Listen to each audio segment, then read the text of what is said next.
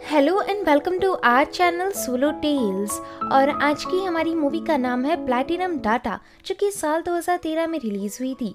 तो चलिए अब ज्यादा ना देरी करते हुए शुरू करते हैं मूवी की बेसिक प्लॉट लाइन। मूवी की स्टार्टिंग में हम पुलिस इंस्पेक्टर असामा राइची को देखते हैं। राइची और उसकी टीम को एक क्राइम सीन के पास बुलाया गया था। राइची आगे बढ़कर देखता है तो नीचे कचड़े के पास किसी छोटी बच्ची की डेड बॉडी पड़ी हुई थी, जिसका किलर ने बहुत बेरहमी के साथ रेप किया हुआ था। राइची मन ही मन सोचता है कि ये किलर भी उनकी पकड़ में नहीं आएगा। तभी उतने में ही राइची को उसके डिपार्टमेंट से एक कॉल आता है। सामने वाला ऑफिसर कहता है, जल्दी से वापस लौट आओ, हमें रेप केस का एक सस्पेक्ट मिला है। तो इसे सुन राइची हैरान होता है। आगे हम नेशनल पुलिस एजेंसी की बिल्डिंग देखते हैं। यहाँ राइची का कैप्टन मासायुकी राइची के आने का इंतजार कर रहा था। जैसे ही राइची वहाँ आता है, वैसे ही मासायुकी भागते हुए राइची के पास जाता है और कहता है, तुम्हें सब कुछ बाद में पता चल जाएगा, पहले मेरे साथ मेरे पीछे आओ। तब राइची मासायुकी को फॉलो करते हुए एक बड़े से हॉल में पहुंचता है। यहाँ इस रेप केस के चीफ सभी को कागुरा से इंट्रोड्यूस कराते हैं। कागुरा ने एक ऐसा डीएनए इन्वेस्टिगेशन प्रोग्राम बनाया था जिससे किसी भी किलर को आसानी से पकड़ा जाए। अब कागुरा मॉनिटर के थ्रू बताता है कि टाउन में लगातार कोई आदमी चाइल्ड रेप और हत्याओं को अंजाम दे रहा है। हाल ही में इस किलर द्वारा मारे हुए एक बच्चे के पास से हमें किलर का छोटा सा बाल लगा। जब हमने उस बाल को एनालाइज किया तो उसके डीएनए से हमने पाया कि किलर एक आदमी है जिसकी हाइट 6 फीट के करीब, शू साइज 27, हल्की आईब्रोज, लंबी jaw line, prominent Adam Apple और चौड़े कंधे हैं। इन सभी रिजल्ट्स को मिलाकर हमने हमारे सिस्टम से उस किलर का एआई जनरेटेड फेस बनवाया। ऐसा कहते ही किलर का एग्जैक्ट 3D फेस सभी को उनके सामने दिखने लगता है। इस सब को देखकर राइची भी हैरान था। अगले दिन पुलिस ऑफिसर्स जिस पार्क से बच्चे लापता हुए थे, उसी पार्क में उस 3D होलोग्राम वाले आदमी को ढूंढने की कोशिश करते हैं। तभी इन्हें सामने से एक आदमी जाता हुआ दिखता है। इस आदमी और किलर का चेहरा पूरी तरह मैच कर गया था, इसलिए राइची अपनी पूरी टीम को सावधान रहने कहता है ताकि भागने पर वह सभी उस आदमी को पकड़ सके। अब राइची का साथी ऑफिसर मिनाओ उस आदमी के पास जाता है और उसे उसका नाम यूता मिनावारा बताकर उसे अपनी पुलिस आईडी दिखाता है। इसे देख यूता वहां से घबराकर भागने लगता है। इसी के पैलर में कागुरा सबको बता रहा था कि किलर के डीएनए के हिसाब से किलर बहुत डरपोक और छोटी छोटी चीजों से घबराकर भागने वाला व्यक्ति है। तो यहाँ कागुरा की ये बात भी सच हो रही थी, क्योंकि यूता पुलिस का नाम सुनते ही डरकर भाग रहा था। लेकिन सारे पुलिस ऑफिसर्स मिलकर यूता को किसी तरह पकड़ लेते हैं। कागुरा ने इन्हें एक और बात बताई थी कि किलर के पैरों की सारी फिंगर्स छोटी हैं, लेकिन उसकी मिडिल फिंगर का साइज अंगूठे से भी बड़ा है। तो इसलिए ये लोग यूता का पैर चेक करते हैं और सच में यूता का मिडिल फिंगर अंगूठे से भी बड़ा था। यानी सिर्फ एक डीएनए की वजह से इन्होंने असली किलर को इतनी जल्दी पकड़ लिया। आगे कुछ दिनों बाद हम कागुरा का रिसर्च इंस्टीट्यूट देखते हैं। इधर राइची कागुरा की गाड़ी को गुजरता देख इंस्टीट्यूट के अंदर जाता है और कागुरा के पास पहुंचकर उसे एक फाइल देता है। इस फाइल में यामाशिता की तस्वीर थी। राइची कहता है, मैंने यामाशिता की हिस्ट्री चेक की। यामाशिता के बारे में कहीं कोई रिकॉर्ड नहीं था, ना ही उसकी कभी कोई क्रिमिनल हिस्ट्री रही है। फिर तुम्हें उसका डीएनए कैसे मिला? यामाशिता बस अपना इलाज कराने एक हॉस्पिटल में ठहरी थी। अब ये मत कहना कि तुमने इसका डीएनए उसी हॉस्पिटल से इलीगल तरह से निकलवाया है। कागुरा कहता है, वेल तुम इधर आ ही गए हो तो मैं तुम्हें अपने लैब का टूर कराते हुए इस सवाल का जवाब देता हूँ।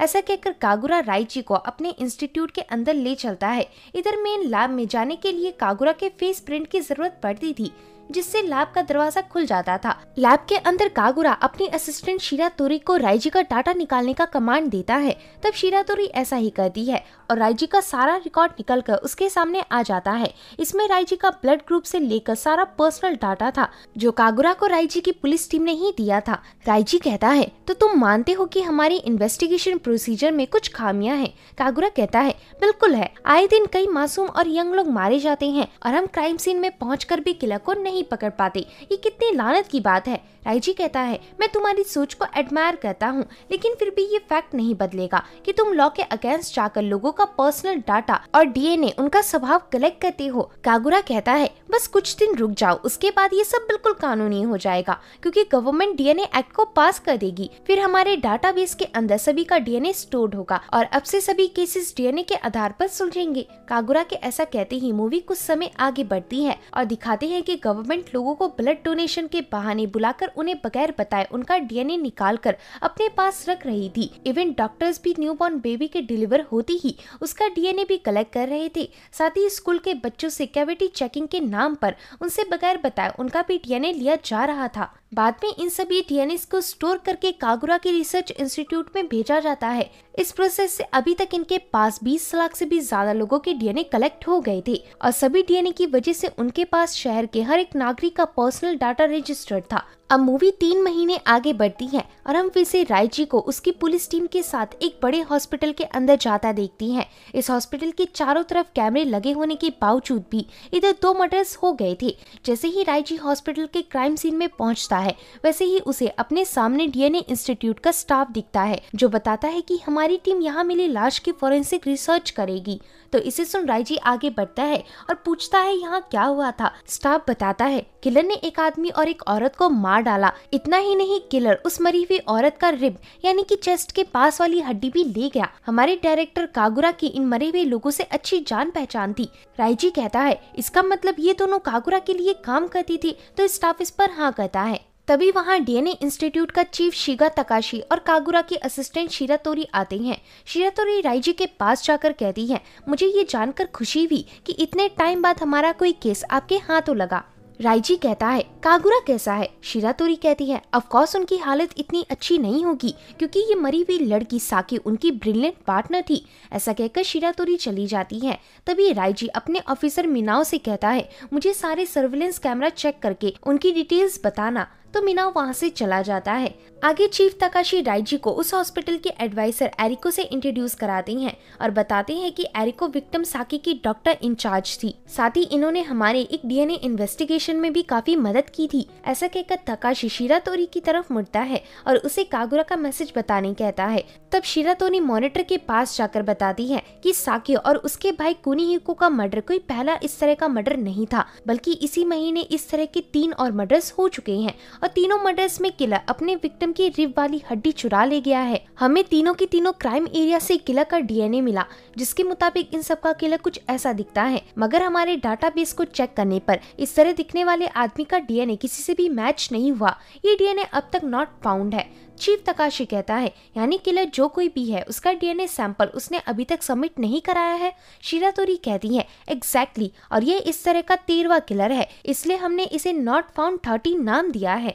तब हेड इंस्पेक्टर कहता है मैंने सुना है कि मरने वाले पिछले 3 विक्टिम्स ऐसे इंपॉर्टेंट मेंबर्स थे जिन्होंने डीएनए एक्ट के खिलाफ विरोध किया था। राइजी कहता है क्या साकी ताताशी भी डीएनए एक्ट के खिलाफ थी? तब साकी की डॉक्टर एरिको खड़ी होकर बताती है कि डीएनए इन्वेस्टिगेशन ओरिजिनली कागुरा सान का आइडिया था, लेकिन इस आइडिया पर काम करना इतना आसान नहीं था। इसके लिए हमें दुनिया भर के सभी इंसानों का पर्सनल इंफॉर्मेशन और डाटा चाहिए होता। साथ ही इसकी प्रोग्रामिंग काफी सिक्योरिटी के साथ करनी होती। ऐसे में कागुरा ने साकी की हेल्प ली। साकी खुद में ही खोई रहती थी, लेकिन साकी के अंदर कोडिंग करने की एक्स्ट्रा ऑर्डिनरी एबिलिटी और मैथ की काफी समझ थी, इसलिए कागुरा के कहने पर साकी ने उसके लिए ये डीएनए प्रोग्राम बनाया। राइजी कहता है इसका मतलब डीएनए प्रोग्राम की असली डेवलपर साकी थी।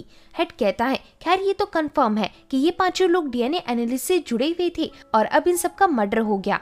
मैं इस केस को राइजी तुम्हें देता हूँ, अब से तुम ये केस सीक्रेटली ऑपरेट करो। तब राइजी कहता है मेरे ख्याल से ये वो किलर नहीं है, क्योंकि पिछले 3 केसेस में किलर ने उन्हें मारा था जो डीएनए एनालिसिस के खिलाफ थे, लेकिन कल रात किलर ने उन 2 लोगों की हत्या की जिन्होंने खुद डीएनए एनालिसिस बनाने में साथ दिया था। दोनों के मोटिव्स बिल्कुल अलग थे। इतना कहकर राइजी हॉस्पिटल के मॉनिटर रूम पहुँचता है। यहाँ राइजी देखता है कि कल रात मर्डर से 5 घंटे पहले वीआईपी रूम से एक आदमी गुजर रहा था। जब राइजी इस फुटेज को दूसरे एंगल से देखता है तो पता लगता है कि सेम आदमी हॉस्पिटल के 8th फ्लोर में भी गया था जिसमें साकी का मर्डर हुआ था। ये आदमी और कोई नहीं बल्कि डायरेक्टर कागुरा सान था।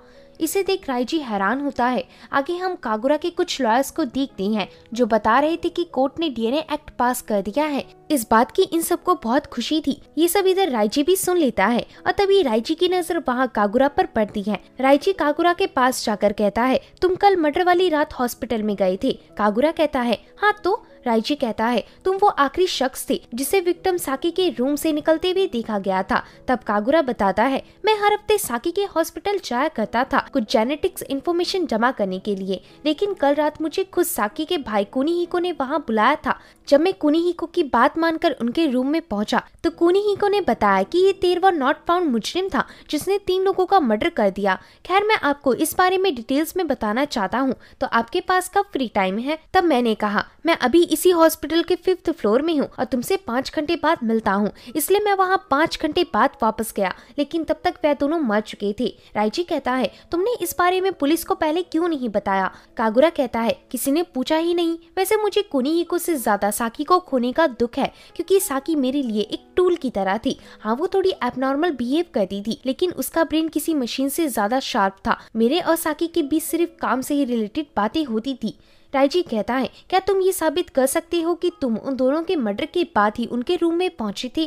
कागुरा कहता है, तो क्या तुम मुझ पर शक कर रहे हो? राइजी कहता है, शक करना ही मेरा काम है। कागुरा कहता है, फिर तुम्हें आराम करना चाहिए, क्योंकि मेरी टीम को साकी के फिंगर नेल से किलर की स्किन का एक सैंपल मिला है, जिसे वह लोग अभी एनालाइज कर रहे हैं, यानी किलर बहुत जल्द हमारे सामने होगा। ऐसा कहकर कागुरा चला जाता है। दूसरी तरफ राइजी की टीम को कंट्रोल रूम के सीसीटीवी से एक फुटेज प्लेयर मिला था, जिसे शायद इधर किलर ने फिट किया हो। इस प्लेयर में हर 15 मिनट के बाद खाली हॉल की फुटेज रिपीट होती रहती थी। इसे देख राइजी अपने लोगों से 5th फ्लोर का कैमरा चेक करने कहता है, और जैसा कि राइजी ने सोचा था, 5th फ्लोर से भी इन्हें सेम वैसा ही एक रिपीटिंग वीडियो मिलता है। इस फुटेज को यहाँ पूरे 5 घंटे रिपीट किया गया था। इसे देख राइजी कहता है, 5 घंटे होने से पहले बस एक ही आदमी 5th फ्लोर में मौजूद था। राइजी के ऐसा कहते ही सीन कागुरा पर शिफ्ट होता है। कागुरा सभी ऑफिसर्स के जाने के बाद अकेले ही डीएनए से उस किलर की आइडेंटिटी निकालता है, और धीरे धीरे कागुरा के स्क्रीन में साकी के किलर की छवि बनने लगती है।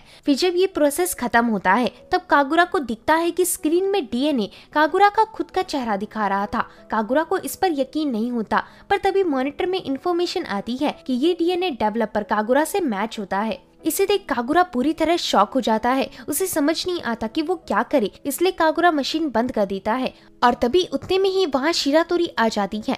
यहाँ कागुरा शिरातोरी की बातों का सही से जवाब ना देते हुए ऑफिस से बाहर निकल जाता है। बाहर निकलते ही कागुरा को अपने सामने पुलिस की गाड़ी दिखती है, इसलिए कागुरा साइड वाले डोर से चिपकर वहाँ से निकल जाता है। अब तक राइजी अपनी टीम के साथ कागुरा के लैब तक पहुँच गया था। यहाँ चीफ तकाशी भी हड़बड़ाते हुए वहाँ पहुँचते हैं। तकाशी राइजी को समझाते हैं कि कागुरा किलर नहीं हो सकता। तभी इतने में ही शिरातोरी पुलिस को आखिरी सर्च किया हुआ डीएनए दिखाती है। इसमें दिख जाता है कि कागुरा ही साकी का हत्यारा है। तकाशी कहता है, अगर डेवलपर ही किलर निकले तो डीएनए एक्ट पास नहीं होगा। मैं ये सब ठीक करूंगा, आप लोग मेरे साथ आइए। ऐसा कहकर तकाशी इन्हें एक सीक्रेट कमरे के अंदर ले आता है। राइजी देखता है कि इस कमरे में कई सारे ऐसे डिवाइसेस थे जिनसे देश में फैले सर्विलेंस कैमरा के थ्रू मॉनिटर किया जा सकता था। तकाशी बताता है कि ये एक ऐसा सिस्टम प्रोग्राम है जिसे डीएनए इन्वेस्टिगेशन को फैलाने के लिए बनाया गया था। ये सिस्टम डीएनए मैच होने वाले आदमी की फिजिकल स्टाइल कलेक्ट करके पूरे शहर के सर्विलेंस कैमरा से ढूंढकर हम तक उसकी हर इंफॉर्मेशन पहुंचाती है। अब प्रोग्राम शुरू करते ही मशीन पूरे शहर में से 7 लोगों को ढूंढती है जो कागुरा के जैसे दिखते थे। इनमें से एक आदमी की शक्ल और वॉकिंग स्टाइल कागुरा से सबसे ज्यादा यानी लगभग 85% मैच हो रही थी, इसलिए मशीन उसी कागुरा पर फोकस करती है, जिससे 100% कंफर्म हो जाता है कि यही असली कागुरा है। इसके बाद ये लोग मशीन से कागुरा के एग्जैक्ट लोकेशन का पता करते हैं, और मशीन के अकॉर्डिंग कागुरा इस वक्त उसी हॉस्पिटल की तरफ जा रहा था जहां साकी का मर्डर हुआ था। इसे देख राइजी कागुरा को पकड़ने उस रूम से बाहर चला जाता है। दूसरी तरफ कागुरा रास्ते में ही था। तभी कागुरा को कोई अनजान नंबर से मैसेज करता है कि पुलिस तुम्हें बाईं तरफ से पकड़ने आ रही है। इसे देख कागुरा अपनी बाईं तरफ देखता है तो वहाँ सच में पुलिस खड़ी थी। अब कागुरा पुलिस से बचने के लिए चुपचाप वहाँ से निकल लेता है, लेकिन कागुरा अभी भी सिस्टम की निगरानी में था, क्योंकि शहर में फैले सर्विलेंस कैमरास हर जगह उसे कैप्चर कर रहे थे। तकाशी पुलिस वालों को इन्फॉर्म करता है कि कागुरा ने अपना रास्ता बदल लिया है और अब वो रेलवे स्टेशन की तरफ जा रहा है। तो राइजी इस बात को अपनी बाकी टीम को बता देता है, जिसे सुन राइजी की टीम रेलवे की तरफ भागने लगती है। वहीं इस दौरान कागुरा को फिर से वो अनजान नंबर मैसेज करता है कि सिक्योरिटी कैमरास की निगरानी में मत आओ वरना पकड़े जाओगे। कागुरा को नहीं पता था कि ये मैसेज करने वाला आदमी कौन है, लेकिन कागुरा फिर भी बचने के लिए इसकी हर कमांड फॉलो कर रहा था। अब कागुरा जल्दी जल्दी भागते हुए स्टेशन के एग्जिट से निकलने लगता है, क्योंकि स्टेशन में चारों तरफ सर्विलेंस कैमरास मौजूद थे, लेकिन स्टेशन के एग्जिट में ही पुलिस खड़ी थी। पुलिस कागुरा को देखते ही उसे रुकने कहती है। तब कागुरा उनके सामने से ही भाग जाता है और पुलिस वाले कागुरा का पीछा करते हैं। इधर कागुरा भागते हुए किसी तरह रोड के टी पॉइंट तक पहुंच जाता है, लेकिन वहां उसे पुलिस चारों ओर से घेर लेती है और राइजी भी अब तक यहाँ आ गया था। तभी कागुरा अचानक से पास वाली बॉर्डर लाइन में चढ़कर उसे क्रॉस कर लेता है और वहां से गुजर रही ट्रक को पकड़कर उसके अंदर बैठ जाता है। वहीं पुलिस भागकर भी उस ट्रक को नहीं पकड़ पाती, लेकिन ये ट्रक जिस रोड से गुजर रही थी वहां एक सीसीटीवी कैमरा लगा हुआ था। इस कैमरे के थ्रू इन्हें ट्रक का नंबर प्लेट मिल जाता है। अब ट्रक के काफी दूर निकलने पर कागुरा भी उस ट्रक से बाहर निकल जाता है, लेकिन अभी तक पुलिस अपनी गाड़ी के थ्रू उसका पीछा कर रही थी। इसे देख कागुरा जल्दी से भागते हुए अपने सामने की फैक्ट्री के अंदर घुस जाता है। तब पुलिस टीम भी उस फैक्ट्री के अंदर जाती है, लेकिन इनके आने तक कागुरा कहीं छिप गया था। तभी राइजी को कुछ गिरने की आवाज सुनाई देती है। दरअसल यहाँ कागुरा से ऊपर चढ़ाई करते वक्त कोई टूल गिर गया था। इधर आवाज सुनते ही राइजी फैक्ट्री के ऊपर जाता है, लेकिन कागुरा उस फैक्ट्री के बिल्कुल अपोजिट साइड पर था। कागुरा राइजी से चिल्लाकर कहता है, मैंने किसी का मर्डर नहीं किया। राइजी कहता है, पर तुम्हारी मशीन जिस पर तुम्हें इतना नाज था वही तुम्हें हत्यारा बता रही है। कागुरा कहता है, मुझे मशीन को एक बार चेक करना होगा। राइजी कहता है, मैं तुम्हें उसकी परमिशन दिला दूंगा, पर पहले खुद को हमारे हवाले कर दो। तो इधर कागुरा को राइजी पर यकीन नहीं होता, इसलिए कागुरा जंप मारकर नीचे से गुजर रही ट्रक में लैंड करता है और वो ट्रक कागुरा को लेकर निकल जाती है। वहीं कागुरा सारे सर्विलेंस कैमरा से दूर हो चुका होता है, इसलिए मशीन के जरिए भी वह लोग कागुरा को आगे ट्रैक नहीं कर पाती। उसी शाम राइजी साकी के हॉस्पिटल का 5th फ्लोर चेक करने जाता है। 5th फ्लोर में एक रूम राइजी को काफी अजीब लगता है। दरअसल ये पूरा रूम बहुत सारी पेंटिंग से भरा हुआ था।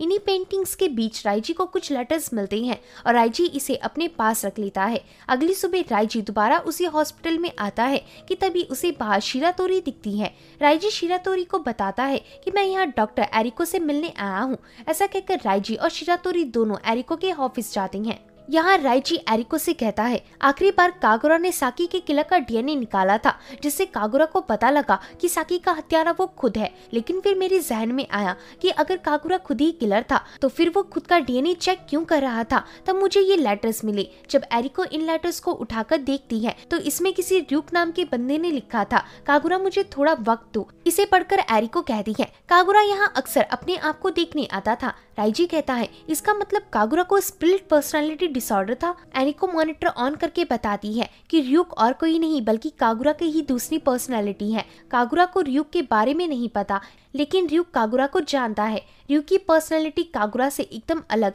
किसी बच्चे जैसी है। मैं कागुरा पर हिप्नोटिज्म करके उसकी दूसरी पर्सनालिटी यानी ryuk को 5 घंटे के लिए वापस ले आती थी और ये पूरा 5th फ्लोर ryuk का पर्सनल स्पेस था। राइजी कहता है, कागुरा कब से इस बीमारी से जूझ रहा है। एरिको कहती है, जब से कागुरा के फादर जो कि एक कुम्हार थे वह इस दुनिया को छोड़ कर गए थे, इसलिए कागुरा की दूसरी पर्सनैलिटी अक्सर अपने फादर के हाथों को डिजाइन करती है। राइजी कहता है, तो क्या ऐसा हो सकता है कि साकी का मर्डर ryuk ने किया हो? वैसे भी ryuk और कागुरा का डीएनए और बॉडी सेम है। एरिको कहती है, ऐसा नहीं हो सकता। मैं पिछले 10 सालों से ryuk का ध्यान रख रही हूँ। ryuk एक बच्चे जैसा है और किसी का मर्डर करना उसके बस की बात नहीं। फिर सीन वापस से कागुरा पर शिफ्ट होता है, जिसे फिर से उस अनजान नंबर ने एक एड्रेस में आने का मैसेज भेजा था। इसलिए कागुरा वो एड्रेस देखकर एक अबेंडन्ड हाउस की तरफ पहुंचता है। इस हाउस के अंदर एक बैग से कागुरा को रिंगटोन की आवाज आ रही थी। जब कागुरा उस बैग को खोलता है तब उसके अंदर एक सेलफोन रखा हुआ था। कागुरा इस सेलफोन को रिसीव करता है।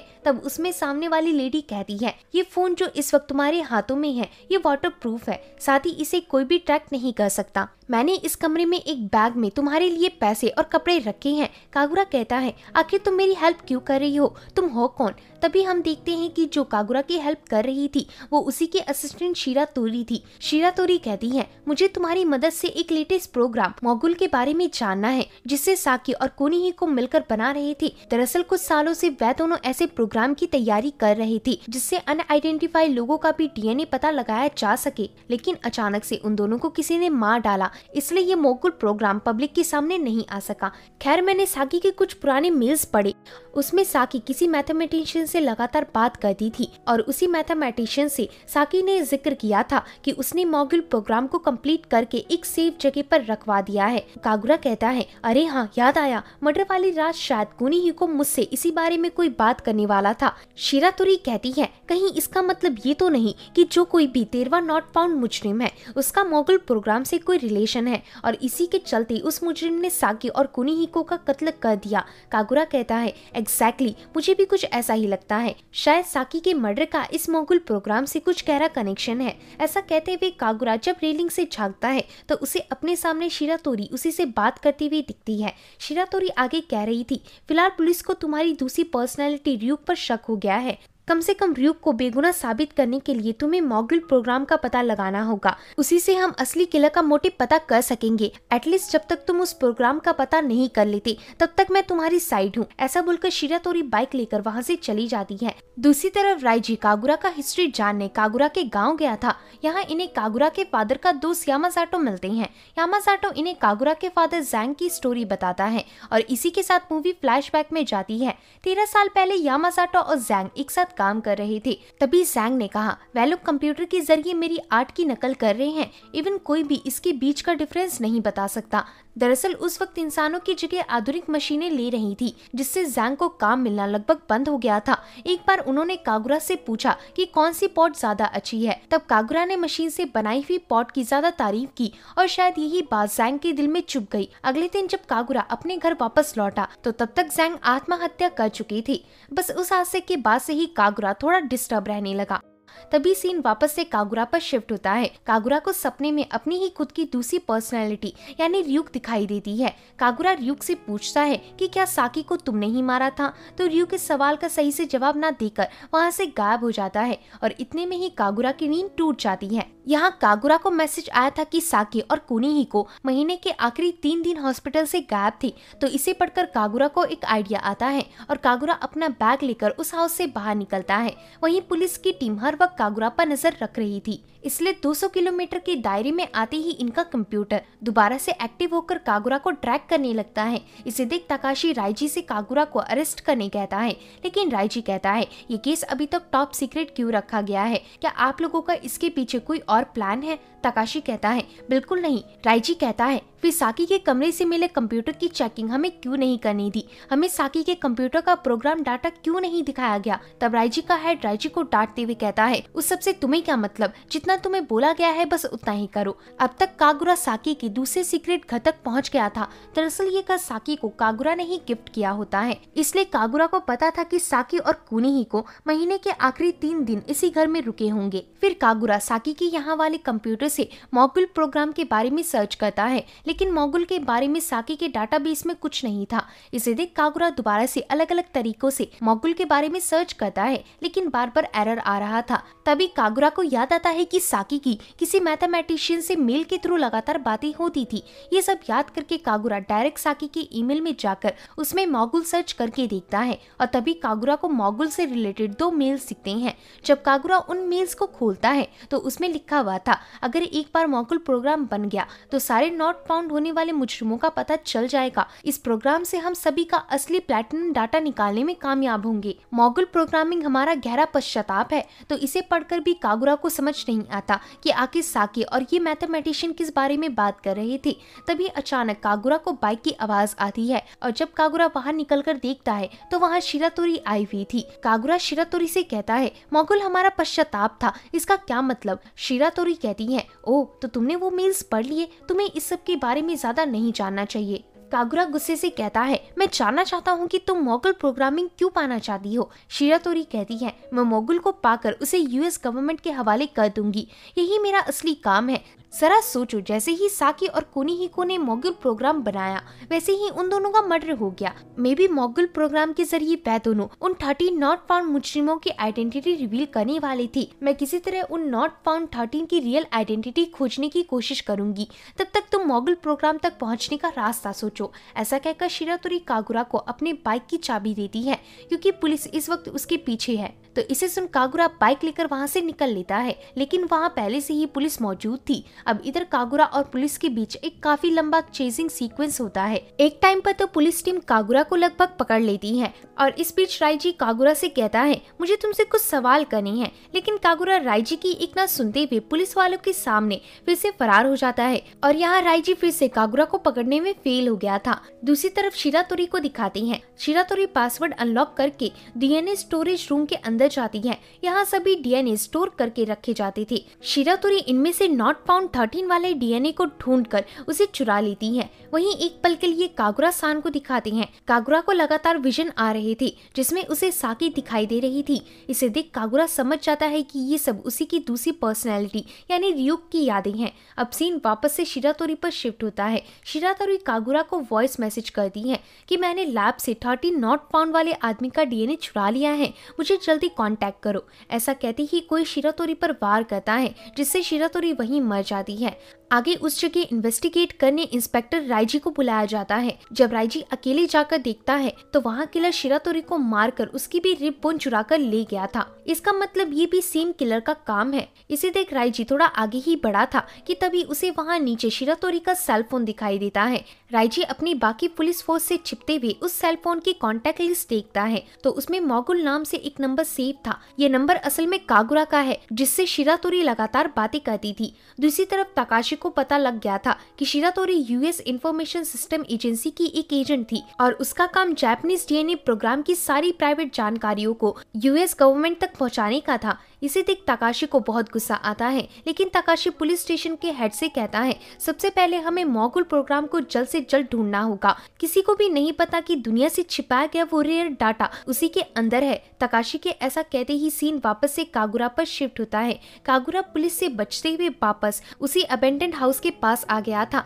तभी कागुरा को शिरातोरी के फोन में राइजी का कॉल आता है। इसे देख कागुरा कंफ्यूज होता है। तब राइजी कागुरा को बताता है कि शिरातोरी का सेम किलर ने मर्डर कर दिया है और शिरातोरी की इस फोन के बारे में सिर्फ मैं ही जानता हूँ। कागुरा कहता है तो अब तुम मुझे अकेले पकड़ना चाहते हो? राइजी कहता है नहीं, मैं बस तुमसे कुछ जरूरी बात करना चाहता हूँ।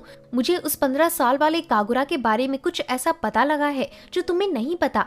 आगे हम राइजी को एक स्टेडियम में आता देखते हैं। दरअसल यहीं पर कागुरा ने राइजी को मिलने उससे बात करने बुलाया था। कागुरा कहता है अगर मुझे तुम पर थोड़ा सा भी शक हुआ तो मैं फौरन यहाँ से भाग जाऊंगा। राइजी कहता है साकी तुम्हारे लिए एक टूल होगी, लेकिन वहीं साकी तुम्हारी दूसरी पर्सनैलिटी रियुक के लिए उसकी मोहब्बत थी। आज से 13 साल पहले जब तुम स्प्लिट पर्सनैलिटी डिसऑर्डर से डायग्नोस हुई थी, उसी दौरान तुमने लगातार साकी के हॉस्पिटल जाना शुरू कर दिया था। ऐसा कहकर राइजी कागुरा को एक पुरानी फोटो दिखाता है। इसमें कागुरा साकी के एकदम नजदीक खड़ा था।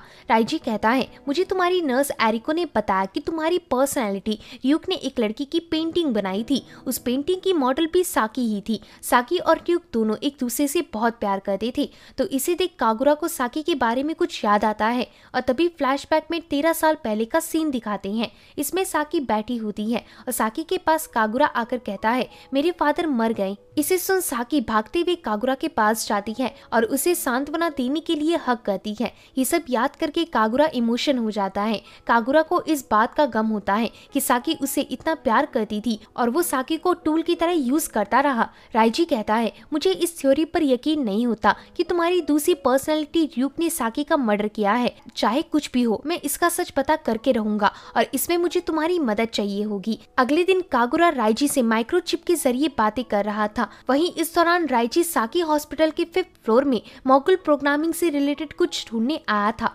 कागुरा कहता है तुम्हें ऐसा क्यों लगता है कि मोगुल प्रोग्राम को साकी ने इसी रूम में छिपाया होगा? राइजी कहता है जो फेक फुटेज सिक्योरिटी कैमरा से मिली थी, जब हमने उस फुटेज को स्कैन करवाया तो उसमें से हमें एक फिंगरप्रिंट मिला। वो फिंगरप्रिंट साकी से मैच कर रहा था। मतलब अपने रूम से तुम्हारे रूम तक नकली फुटेज लगाने वाली साकी थी। जरूर उस साकी को तुम्हें मोगुल प्रोग्राम के बारे में कुछ बताना होगा और शायद उस चीज का हिंट इस कमरे में है। कागुरा कहता है बाद में इसकी नकली फुटेज का फायदा उठाकर किलर भी साकी के कमरे में चला गया। राइजी कहता है एग्जैक्टली, इसका मतलब किलर तुम्हारे और साकी के रिलेशन के बारे में जानता था। ऐसा कहकर राइजी उस कमरे की तलाशी करता है। वहीं ये सब अपने डिवाइस के थ्रू कागुरा भी देख रहा था। तभी कागुरा को वहाँ कुछ नोटिस होता है। दरअसल यहाँ रियुक ने साकी की एक पेंटिंग बनाई थी, लेकिन उस पेंटिंग में साकी का बर्थ मार्क नहीं था। दोस्तों साकी के गाल के पास कुछ ऐसा बर्थ मार्क है जो कि इस पेंटिंग में नहीं होता। जब जबकि कागुरा याद करके बताता है कि पहले इस पेंटिंग में बर्थ मार्क था।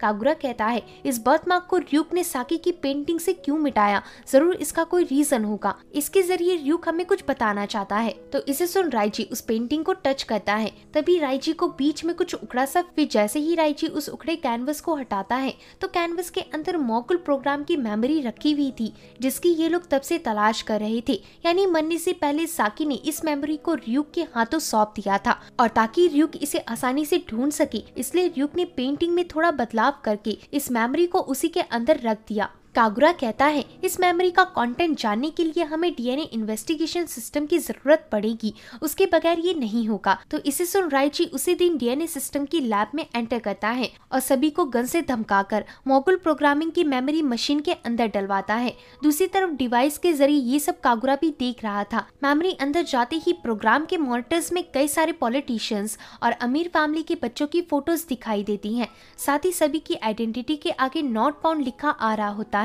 मतलब अगर ये बड़े बड़े रिच क्लास के लोग कोई क्राइम कर भी देते तब भी ये सब कभी पकड़े नहीं जाते, क्योंकि इनका रिकॉर्ड डीएनए डाटाबेस में था ही नहीं। वहीं मॉगुल प्रोग्राम में इन सब की डिटेल्स सेव थी। इसे देख राइजी कहता है चेक करो कि 13 नॉट फाउंड मुजरिम की आइडेंटिटी इस प्लैटिनम डाटा में किससे मैच होती है। तो गन की नोक पर वहाँ के रिसर्चर्स इस बारे में सर्च करती हैं और तभी इनके सामने नर्स एरिको की आइडेंटिटी बनी भी आती है। मतलब साकी समेत 5 लोगों का मर्डर एरिको ने किया था। वहीं कागुरा को भी इस सब के बारे में पहले से पता था, क्योंकि सिर्फ नर्स एरिको ही कागुरा की दोनों पर्सनालिटीज के बारे में जानती थी। तभी कागुरा राइजी से कहता है कि मैं इसे अकेले ही सेटल करूंगा।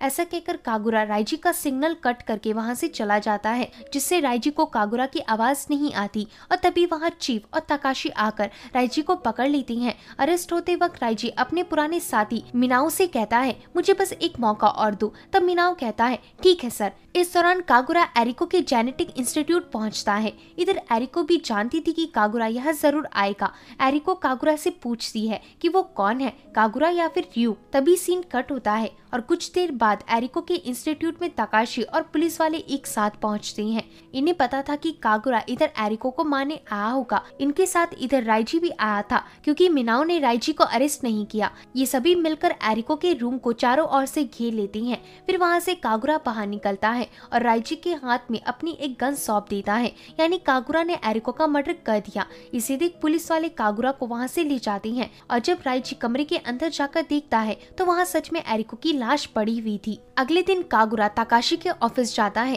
और ताकाशी से कहता है जिसने साकी को सीक्रेट डाटा बनाने के लिए असाइन किया था वो तुम थे। ताकाशी कहता है मैं और ज्यादा उलझना नहीं चाहता, भलाई इसी में है कि तुम सब कुछ भूल जाओ। राइजी कहता है तुम्हें ऐसा क्यों लगता है कि मैं तुम्हारा कहना मानूंगा, जरा इसे देखो। नॉट फाउंड वाले 5th मुजरिम के खिलाफ एक रेप मर्डर केस सबमिटेड था। जब हमने नॉट फाउंड 5th का डीएनए मैच किया तो वो डीएनए यूचिको से मैच हो गया। यूचिको शहर के जाने माने हेल्थ मिनिस्टर का बेटा है। तकाशी कहता है तो तुम हेल्थ मिनिस्टर से उलझना चाहते हो। राइजी कहता है मैं ऑलरेडी ये सारी इन्फॉर्मेशन मीडिया तक पहुंचा चुका हूँ, अब जो करेगी देश की जनता करेगी। ऐसा कहकर राइजी वहाँ से निकल जाता है और कागुरा से इन्वेस्टिगेट करने इंटेरोगेशन रूम के अंदर जाता है। इधर राइजी कागुरा को उसकी मेडिकल फाइल दिखाकर कहता है कि तुम्हारे फादर के सुसाइड के बाद जो दूसरी पर्सनालिटी अपीयर हुई थी वो र्यूक नहीं बल्कि कागुरा की पर्सनालिटी थी। इसे सुन कागुरा हैरान होता है। राइजी आगे कहता है तुम पैदा होने तक र्यूक थे, लेकिन अपने फादर की मौत के बाद तुम पूरी तरह कागुरा बन गए। मगर एरिको को कागुरा से ज्यादा इंटरेस्ट तुम्हारी र्यूक वाली पुरानी पर्सनालिटी से था। इवन एरिको र्यूक के साथ खुलकर अपनी बातें शेयर भी करती थी। उसके लिए तुम्हें हिप्नोटाइज करके तुम्हारी पर्सनालिटी चेंज करना आसान था।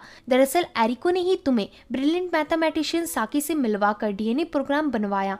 कागुरा कहता है यानी मैं अब तक एरिको के इशारों पर नाच रहा था। राइजी कहता है हाँ, लेकिन कागुरा अब मैं आगे तुमसे नहीं र्यूक से बात करना चाहता हूँ। फिर कागुरा को र्यूक बनाने के लिए उसे र्यूक के फेवरेट कमरे में भेजा जाता है और जैसा सोचा था वैसे ही इधर कागुरा की पर्सनालिटी फिर से र्यूक में बदल जाती है। जिसके बाद राइजी र्यूक के पास आकर पूछता है कि तुम्हारे और एरिको के बीच उस रात क्या हुआ था। तो र्यूक वो सब याद करने लगता है, जिसके साथ मूवी फ्लैशबैक में जाती है। इधर कागुरा एरिको से पूछ रहा था कि तुमने ये सब क्यों किया। तब एरिको बताती है ऐसा डॉक्टर मैंने अपने करियर में कई सारे विकलांग बच्चों को देखा, इसमें उन बच्चों की नहीं बल्कि उनके पेरेंट्स की डीएनए की कमी थी। देश में आज भी कई सारे ऐसे बच्चे हैं जो जन्म से ही विकलांग पैदा होती हैं, जिस कारण वह देश को पूरी तरह कुछ भी कंट्रीब्यूट नहीं कर पाते और ना ही उनकी जिंदगी अच्छी गुजरती है। इसलिए मैंने सोचा कि क्यों ना परफेक्ट लोगों के डीएनए से तुम्हारे और साकी जैसे जीनियस बच्चों को पैदा किया जाए। कागुरा कहता है, तुम्हें पता भी है तुम क्या कह रही हो। एरिको कहती है, नए आइडियाज को सभी इसी तरह नकार देते हैं। जानते हो, दुनिया की शुरुआत में गॉड ने एडम के रिब बोन से ईव को बनाया था। उसी तरह जो कोई भी मेरे इनोवेटिव आइडिया के खिलाफ जाएगा उसे मैं मार डालूंगी और उसकी रिब बोन अपने पास रख लूंगी। पहले साकी मेरे साथ थी। साकी ने मेरे कहने पर डीएनए प्रोग्राम बनाया था, लेकिन बाद में वो इस डीएनए प्रोग्राम के खिलाफ हो गई और मुझे इस बारे में मेल भेजा, इसलिए मैंने उसे मार डाला। ये सब सुनते हुए कागुरा की पर्सनैलिटी ryuk में तब्दील हो जाती है। ryuk कहता है, तुमने साकी को क्यों मारा? वो तुम पर यकीन करती थी। एरिको कहती है, एक इंसान के अंदर बस उसका डीएनए ही सब कुछ है। साकी को मारने से पहले मैंने उसका डीएनए अपने पास स्टोर कर लिया था। अगर साकी और तुम्हारा डीएनए कंबाइन हो जाए तो इससे एक काफी जीनियस बच्चे का जन्म होगा। ऐसा कहकर एरिको एक गन निकाल लेती है, लेकिन ryuk बड़ी चालाकी से उस गन को पकड़ लेता है। तब यहाँ एरिको ryuk को याद दिलाती है कि मैंने तुम्हारी मॉम की तरह तुम्हारी केयर की है, तुम मुझे नहीं मार सकते, इस गन को मुझे वापस कर दो। तब ryuk एरिको के पास उस गन को लेकर बढ़ता है। इसे देख एरिको ryuk को गले लगाती है। तभी ryuk कहता है, तुमने मेरी काफी केयर की, लेकिन मुझे मजबूरन तुम्हें मारना होगा। ऐसा कहकर ryuk ने एरिको को शूट कर दिया और एरिको वहीं मारी गई। इतना बताते ही स्टोरी वापस प्रेजेंट में आती है और अब राइजी ryuk को कुछ लेटर्स देता है। ये लेटर्स ryuk को उसी की दूसरी पर्सनैलिटी कागुरा ने लिखे थे। कागुरा ने लिखा था, हम दोनों का डीएनए और बॉडी सेम है, लेकिन हमारी लाइफ एक दूसरे से काफी अलग है। हम दोनों एक दूसरे से भाग रहे थे। सच तो ये है कि डैड को खोने का सदमा तुम्हें बर्दाश्त नहीं हुआ, इसलिए तुमने मुझे बनाया। हम दोनों को अपनी अपनी पर्सनैलिटी बैलेंस करनी होगी। कागुरा के इस लेटर वाले वॉइस ओवर के साथ ही ये मूवी यहीं एंड होती है। तो होप है कि दोस्तों आपको ये मूवी पसंद आई होगी। अगर वीडियो पसंद आता है तो वीडियो को लाइक और चैनल को सब्सक्राइब करें। मिलती है ऐसे ही एक और मजेदार वीडियो के साथ। तब तक के लिए आप अपना ख्याल रखें। धन्यवाद।